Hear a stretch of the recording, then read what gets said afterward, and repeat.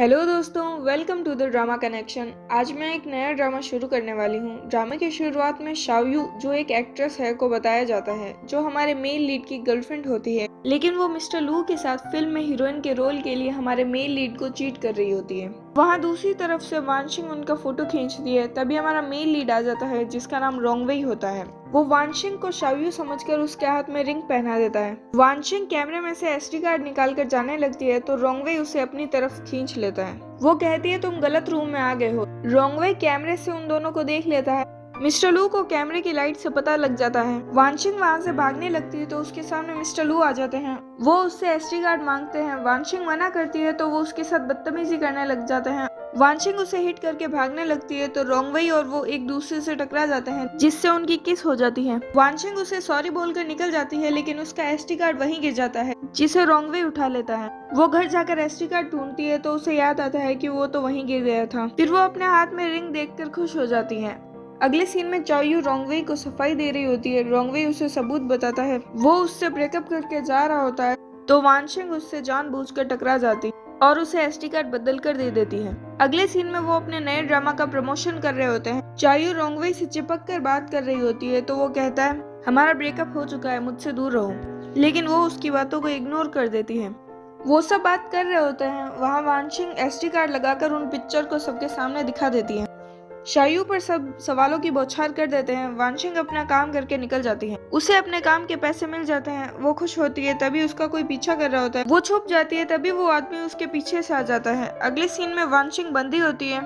शाओयू ने उसे पकड़ा होता है। वो उससे पूछती है तुम्हारा स्पॉन्सर कौन है, तुम्हें किसने भेजा है। वानशिंग उसे पास बुलाती है। जब वो पास जाती है तो वानशिंग उसे धक्का देकर भागने लगती है।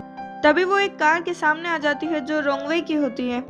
रोंगवेई उसे देखता है। वो उसे उठाकर ले जाता है। अगले सीन में वो हॉस्पिटल में होती है। रोंगवेई उसके पास ही बैठा होता है। उसके उठते ही वो कहता है तुमने मेरी रिंग अभी तक पहनी हुई है। वानशिंग कहती है ये मेरी है। डॉक्टर उसे बताते हैं कि इसके सर पर चोट लगी है, ये एमनीशिया के सिम्टम्स हो सकते हैं। रोंगवेई उससे पूछता है तुम्हें याद है तुम कौन हो, कहाँ रहती हो। वो नहीं कहती है। वो जाने लगता है तो वानशिंग उसे रोक कर कहती है तुम्हें मेरी जिम्मेदारी लेनी होगी। अगले सीन में वो रोंगवेई के घर होती है।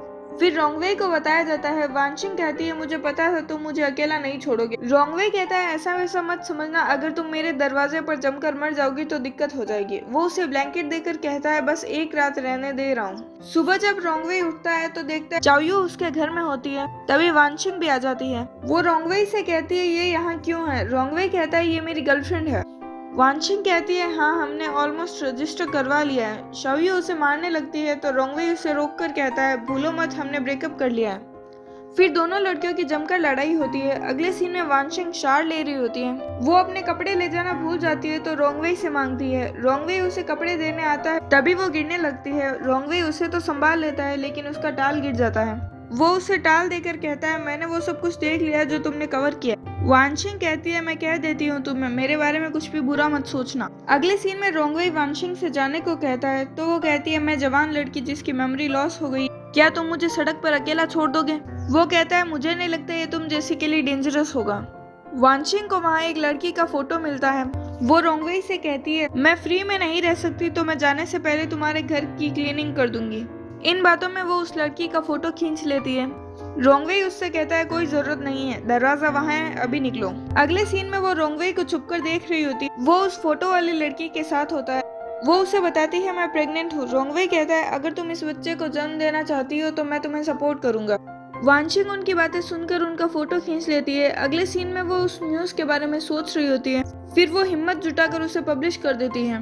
रोंगवेई उस न्यूज को देखता है। वो वानशिंग के पास आता है। वो उससे कहता है तुमने एमनीशिया होने का प्रिटेंड किया और मेरे घर में सिर्फ इस न्यूज के लिए घुसी।